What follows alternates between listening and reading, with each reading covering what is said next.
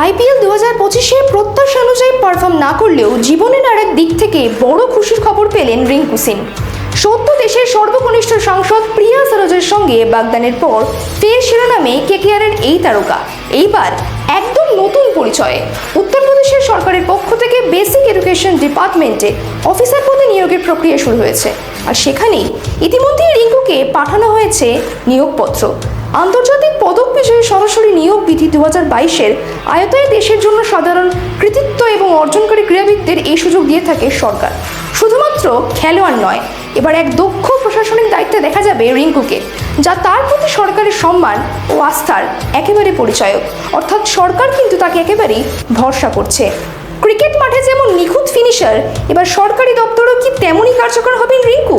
প্রশ্ন ঘোরাফেরা করছে ভক্তদের মনে। এদিকে বিয়ের দিন পিছিয়ে গিয়েছে ভারতের আন্তর্জাতিক সূচির জন্য।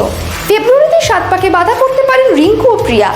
মাঠে ও মাঠের বাইরে দুই মঞ্চেই এখন রিঙ্কুর নতুন ইনিংস শুরুর পালা। এইরকমই আরও স্পোর্টসের আপডেট পাওয়ার জন্য সাবস্ক্রাইব করুন জি স্পোর্টস।